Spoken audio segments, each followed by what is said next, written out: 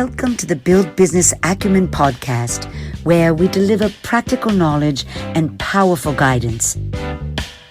Here is your futuristic host, Nathaniel Schooler.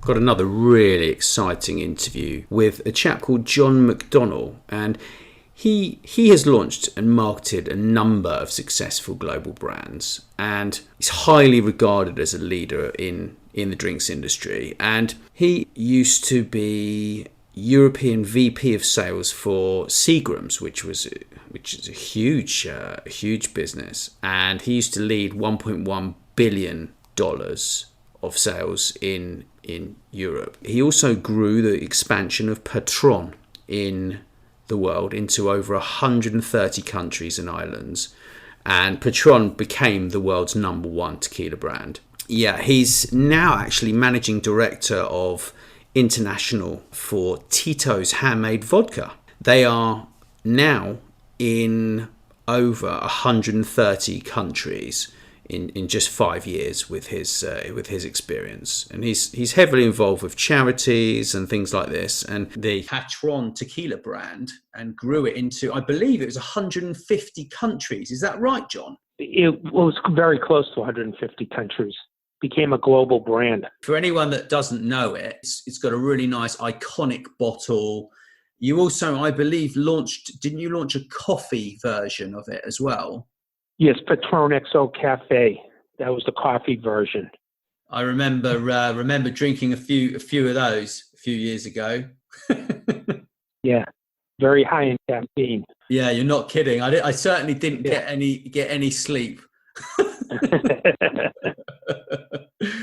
In terms of like how you built it, like how did you actually get that into 150 or 100, close to 150 countries? Like, what was your first kind of thing that you did? You sat down probably and put a plan together, and what did you do?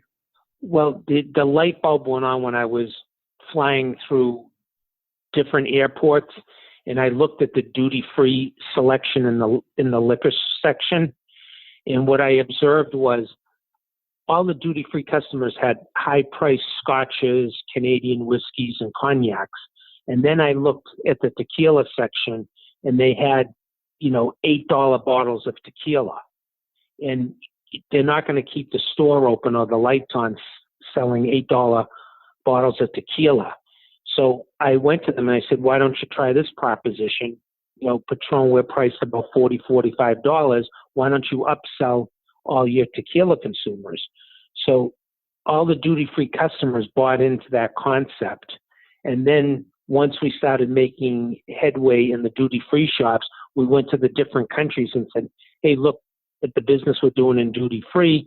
We'd like to, get you to start focusing on ultra-premium tequila.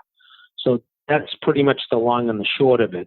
But the game changer was in 2008, 2009, the economy in the U.S. was tanking. So what do drinks industry companies do when the things get tough? The first thing they do is they slash marketing. So right. While all these big companies were slashing their marketing spend, I called up our billboard company, Clear Channel Communications, and then I went to all the major magazines and I said, I want to buy all the back covers that all these companies have given up, and I want the best billboards in every major city in the USA, and we slapped Patron on those billboards and magazines. And then people said what you said to me earlier, oh my God, this brand's everywhere. It wasn't that we were everywhere. We just bought the best locations and the best back covers of magazines. So that's what really changed the game on ultra premium tequila. Right. Because it sort of came from nowhere, didn't it? The Patron brand. Like it was sort of one day it was like Jose Cuervo, and there was like that right. Mezcal brand. I mean, I'm talking about in the United Kingdom here in sort of independent right. off licenses and stuff, because I used to work in the independent off licenses back in the day, when I was studying wine and this kind of stuff. And I mean, there were two tequilas. It was just, I think, or three. There might have been Jose Cuervo, which is just awful stuff. And then there was the gold version of that. And then there was this mezcal in a sort of funny square, rectangular shaped bottle with a worm in. Right. And then in Europe, you find a brand called Sierra Tequila with the little Mexican sombrero on it. Yeah.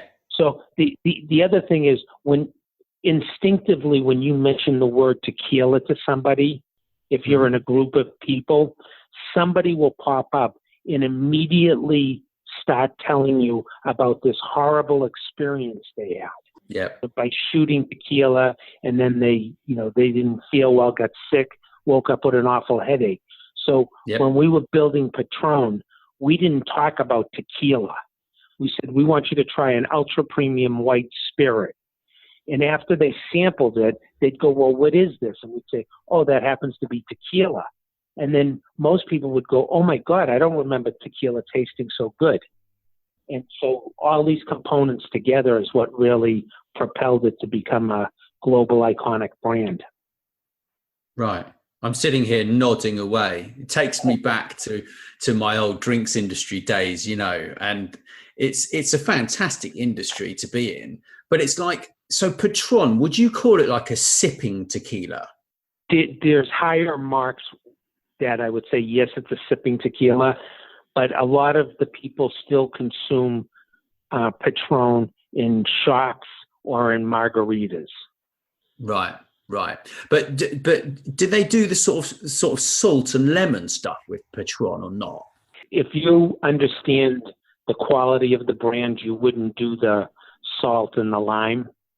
But, no. A lot of people that are, the entry level drinking person probably still would revert to salt and lime. It's really unfortunate, isn't it? Because that's actually for hiding the awful tequilas, right? Exactly. You're masking the taste.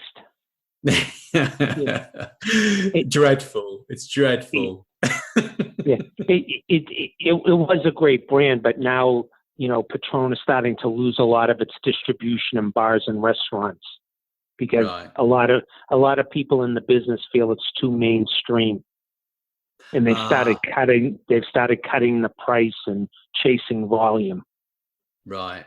It's always the way, isn't it, in the drinks industry? Like they sort of, you start out going into all the really great bars with the sort of really kind of the posher, more upmarket locations, and then it becomes mainstream, doesn't it? And then there's that price war, isn't there?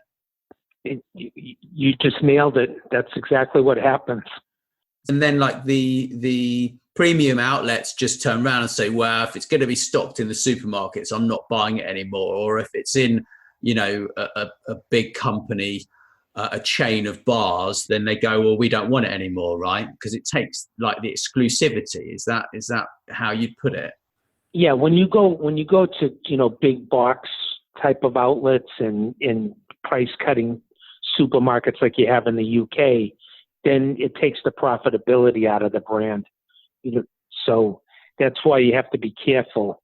And you have to sell different sizes to different channels so that people, in today's day and age, you can price comparison any product or category.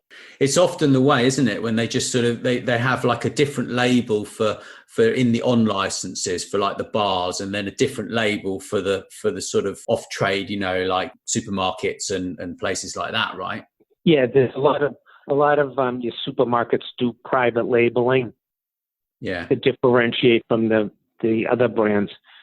When you see a brand like Absolute in the product life cycle, they're at the point where they're price cutting substantially. Yeah. So, now that I work for Tito's Handmade vodka, I can't, I don't want to fall victim to that and start chasing them, because then it becomes a race to the bottom in price. Yeah. So we're maintaining our premium positioning in the marketplace.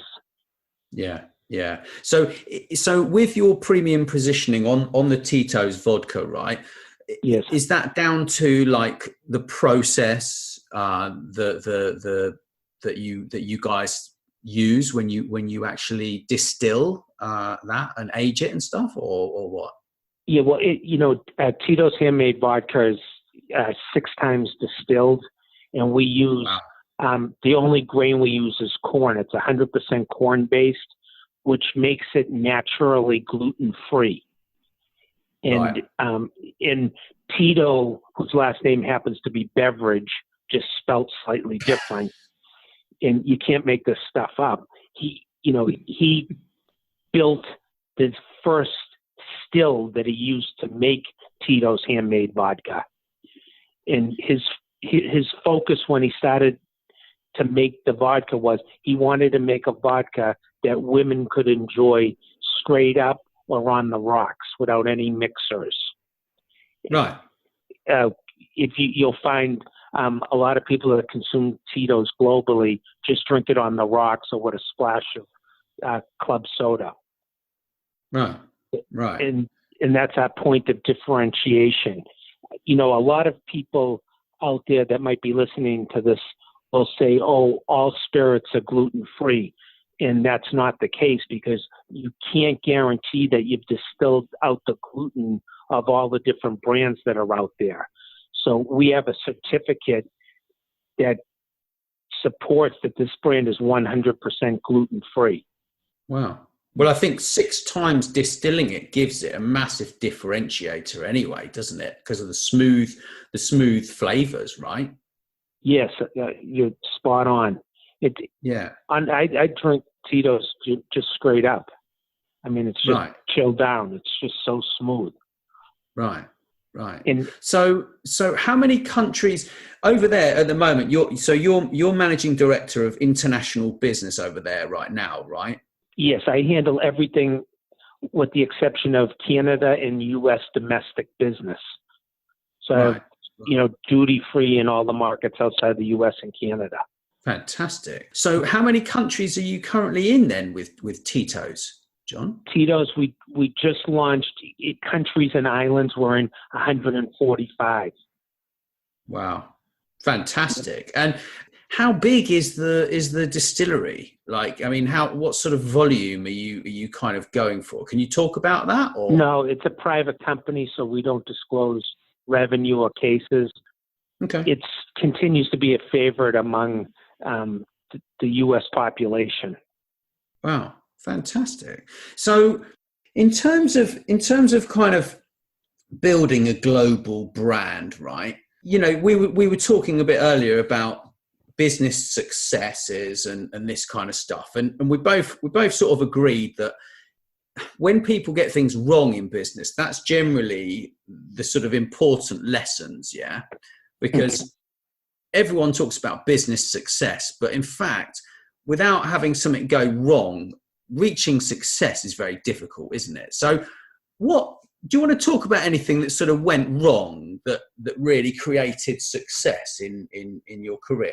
Yeah, I could point to when I worked for Patron Tequila, we wanted to branch out into another category.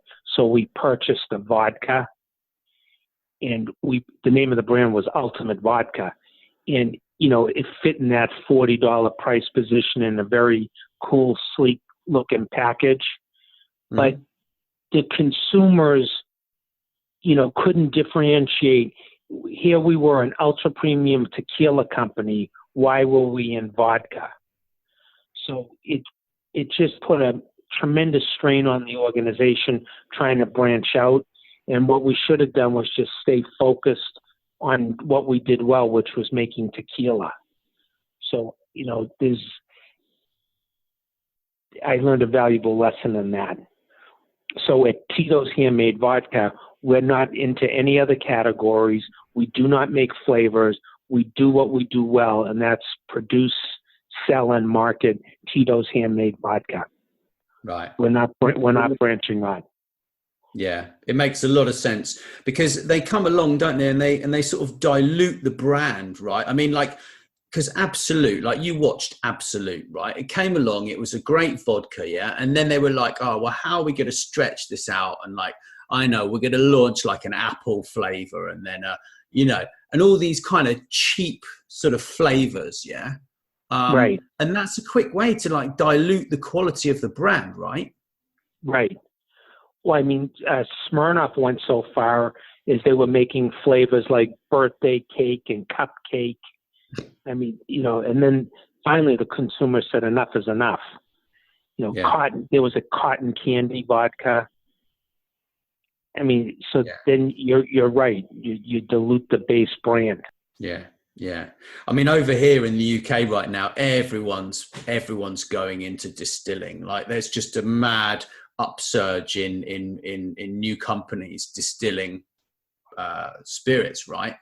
And we've got this thing with the microbreweries as well, yeah. But the problem is that in fact the amount of domestic consumption of beer is actually quite low when you think about how many microbreweries there are. So then everyone's just racing to drop the price to the bottom, and there's a big problem with microbreweries. And I personally think that actually with distilleries in the UK, I think that is probably going to start happening in this category, probably within, I would say 10 years, actually. It might take 10 years, maybe 5.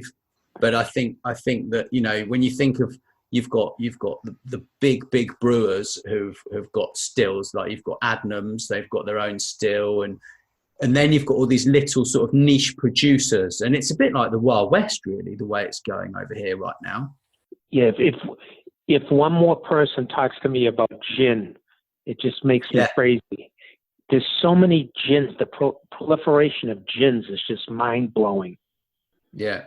I'm really pleased you said that because actually I was having this conversation how many months ago? Probably about 3 months ago. I was talking to a friend of mine. He started a distillery with a couple of partners. It's a small distillery, but they've launched a gin. But the thing is, their branding really fits with a gin because they're like right near the coast. They're near Portsmouth. They've sort of targeted the right people to sell their gin, and they do very small volume and this kind of stuff. But they're actually doing a rum as well, and I think rum is a category that in the next 5 to 10 years is going to then be the next. Well, it won't be the next gin that quickly, but I think in 10 years. We might have another conversation and you and I will be like, God, look at this rum category now. Do you know what I mean? Right. Yeah. It's definitely the consumers continue to change and move. So every category will have its day. The big category now that's growing in the States is rye whiskey. Right. The brand, like most people's grandfather used to drink, is making a resurgence in the States. Really? Yeah, the cocktail culture. And I see cocktail culture growing around the globe as well. Interesting. I mean, I think over here we're so focused on our beer, but we love wine as well, really, I think, in the UK. But it's an interesting market. I mean, I think there's so much potential globally.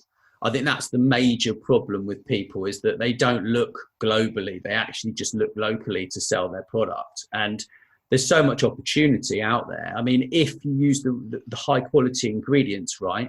I mean, you guys obviously use real ingredients. There's nothing artificial in there, is there? And you distill 4 times, right? So 6 times, yeah.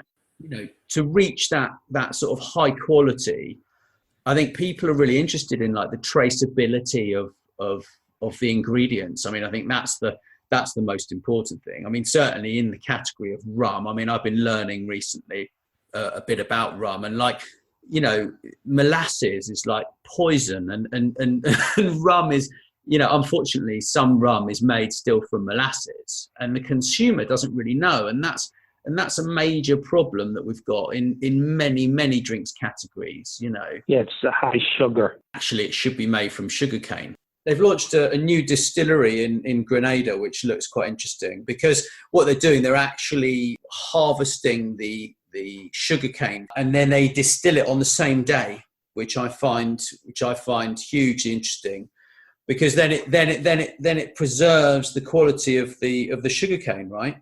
Mm-hmm. Yeah, that's a good story. Yeah, it really is. It really is. I mean, so in terms of like your spirit, does it actually go to China? Do you ship out there? Yes, we ship to China. We're in virtually every single Asian market Wow. and most, all of Western Europe. So yeah, it doesn't matter, millennials have the same characteristics no matter which country you go to in the world. And, Hmm. with social media, you have the opportunity to market your brand, and every millennial is using that medium on their smartphone. I mean, Right. millennials pick up their smartphone a minimum of 300 times a day, and they Right. spend about 5 hours per day on those devices. That gives us the opportunity to build a global brand. Okay. So what are you sort of doing then with Tito's, if you don't mind me asking? I mean, I have not looked at Tito's social media accounts at all. So what are you sort of doing? Are you kind of posting pictures of having fun with Tito's, or what? Well, we're known as the vodka for dog people. So, we spend a tremendous amount of time supporting pet welfare. So Oh wow. a lot of the postings you'll see are, people with their pets that have, a Tito's dog leash or a Tito's dog bowl or toys. And, people post that, and this has grown globally. And it's a Wow. wonderful thing. At our offices, our headquarters is in Austin, Texas, and Hmm. all our employees based there bring their dogs to work every day, and then out back Yeah. there's a doggy playground, and the companies, they've picked up 35 to 40 stray dogs, and then the employees find homes for the dogs, and this is part of a culture. It wasn't a marketing ploy. So we Right. just, around the globe instead of happy hours, we have yappy hours. And, Right. giving back is very important, to the company. So we support a lot of charitable causes around the globe. Wow, that's really interesting. Yeah, I'm having a little look here on Twitter. It's Yeah. really quite cool. You've got like the what is it? The kind of dress up your dog day. Yeah. Right. It's really cool. It's really, really cool. And you've kind of featured, so you've kind of, whoever's taking the pictures is doing a great job, because you've kind of featured the Tito's orange behind the dogs and stuff. And then you've got lots of, so you've actually even got Tito's dog warmer. Yeah. Right. Um, yeah, really, really cool. You got your cocktails on there, and yeah, that's really, really cool. Really, really cool. So, just sort of thinking about, so in terms of like success in business, yeah, what would, if you could like leave people with three things that they should do to become more successful in whatever business they're in, what would you say? Well, integrity is number one. And two is to be real, authentic with people. And the third piece of advice I would give is be direct and honest. A lot of people can't handle someone that gives them direct feedback, but it's very important, because if you don't give people direct feedback, then they can't improve. So I like to tell people, when it's time for performance review evaluations, mine take the maximum of 5 minutes, because everybody knows where they stand. It's not a surprise. Right. I quite like that approach, because it's pointless. It's pointless having people that are too emotional in there. I mean, I think that's kind of a major problem in business, is the emotion needs to sort of come out of it a lot. I like to share my experiences public speaking whenever I get the opportunity. If anybody wants to hit me on LinkedIn, I'd love to accept them. And I just really appreciate you taking the time out of your schedule to have a chat with me. Yeah, no worries. It's you've come highly recommended. I mean, Jimmy Starr recommended you, and he's got this web show. He's got like 4.5 million listeners a week now, or something absolutely ridiculous. And yeah, I think it's absolutely just it's crazy stuff, really. And it's just really nice to talk to you because you've got so much sort of international business experience in the drinks industry. And I like your approach, you know, just sort of finding the duty free and then just going straight in from there, right? I mean, yes. Whilst it's time consuming and there's a lot of traveling involved, it's quite a simple process. It's not complicated, and that's something that I've realised, you know, is that in this kind of fragmented world, we sort of think everything's so complicated, but actually, if we stick to the simplicity of it, then things just seem to work really well, don't they? You're correct. This isn't rocket science. It's pretty simple. It's all about execution. Thanks so much for listening. Please subscribe, and wherever you prefer, share with your friends. And if you enjoyed the show, drop us a review on iTunes or wherever you listen.